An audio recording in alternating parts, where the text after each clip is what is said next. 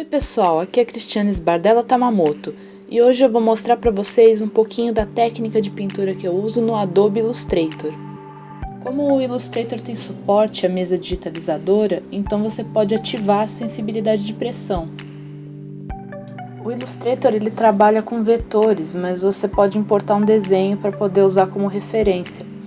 O que eu faço quando eu vou fazer o desenho no Illustrator é pegar esse meu esboço, deixar em uma camada separada, bloquear essa camada, deixa o desenho um pouco mais transparente, né? E aí eu vou fazer uma outra camada por cima para poder fazer o line art.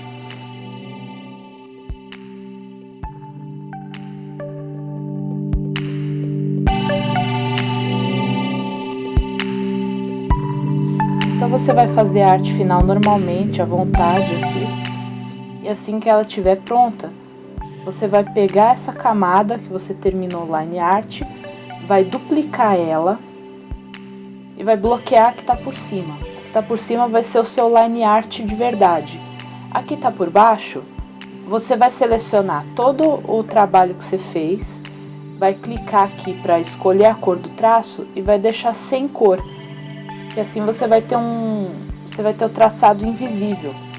E é esse traçado que você vai usar para fazer as cores do desenho. Você vai pegar o balde de tinta, vai clicar com todo o desenho selecionado, você vai clicar sobre o desenho e aí você vai criar uma área de pintura interativa. A partir desse momento, você vai poder pegar o baldinho de tinta, escolher a cor e ir pintando como se fosse um daqueles programas de criança para colorir desenho. Você só escolhe a cor e vai pintando. O principal motivo pelo qual você precisa criar essa camada separada é porque quando você vai trabalhar com o line art, se você usar o balde de tinta na camada do line art, ele vai desfazer toda essa sensibilidade de pressão que tinha no traço. E o legal é que depois que você já tiver com isso ativado, você pode simplesmente pegar a ferramenta do lápis e ir adicionando mais traços. Para acrescentar traços no desenho que você já tinha feito da pintura interativa, você risca com o lápis, aí você seleciona os novos riscos que você fez junto com o resto dos riscos que você tinha feito na camada. Aí clica naquela opção que tem lá no alto que é para mesclar com a pintura interativa que você já estava fazendo. Aí você pode continuar pintando normalmente. Como você está trabalhando com vetor, então você pode mover os pontos normalmente ali.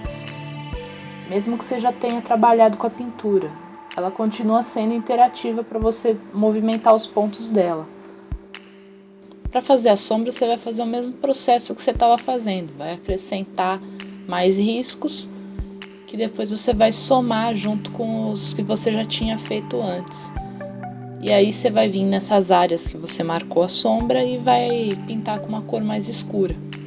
Você pode fazer isso de outras maneiras. Provavelmente você vai achar o pessoal explicando várias técnicas na internet de pintura no Illustrator.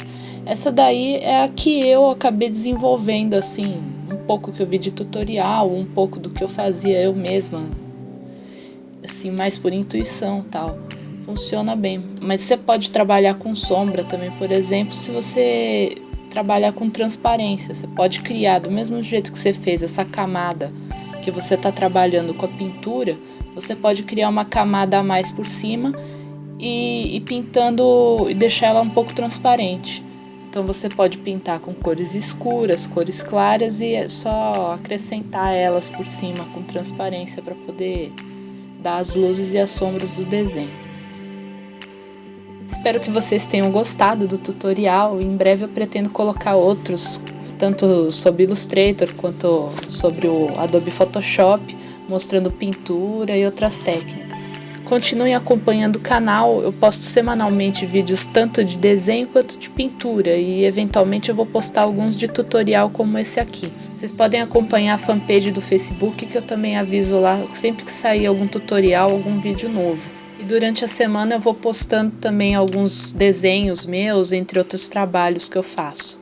Obrigada e até o próximo tutorial.